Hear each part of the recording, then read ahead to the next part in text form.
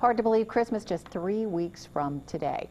And if your goal is not to gain weight between now and the new year, you might want to reduce common calorie killers this time of year. Medical reporter Liz Bonis tells us about them in today's Medical Edge.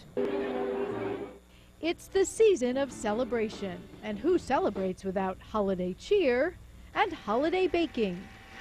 But before you blame the pumpkin pie, registered dietitian Nancy Zwick says real calorie killers might not be so obvious. She is quite the recipe adapter, quick to make her desserts with lower fat fillers such as yogurt instead of butter, which do allow you to sort of have your cake or pie and eat it too. The key with those, I try to encourage people, is moderation. Zwick is quick to point out, though, you have a lot more control over what you make in your kitchen than perhaps what's available to you outside your own home. And there are probably 4 foods you'll find around the office and at parties this time of year that really are perhaps the most damaging to your waistline between now and the new year.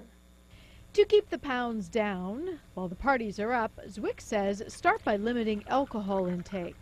Alcohol definitely can add a lot of calories. An average glass of wine could run you between 120 to 150 calories.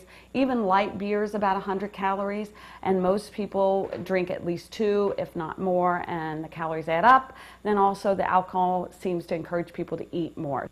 In fact, one study found alcohol simply drops inhibitions so much you can't help but eat more. In addition to alcohol, careful with the eggnog.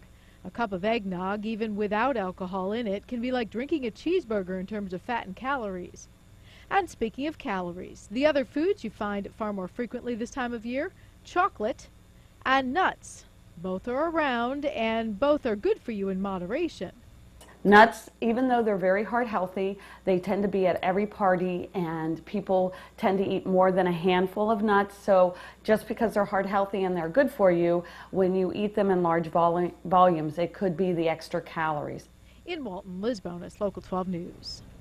You know, most people only gain about a pound or 2 between Thanksgiving and the new year, but we never lose it. So over the years, it all adds up.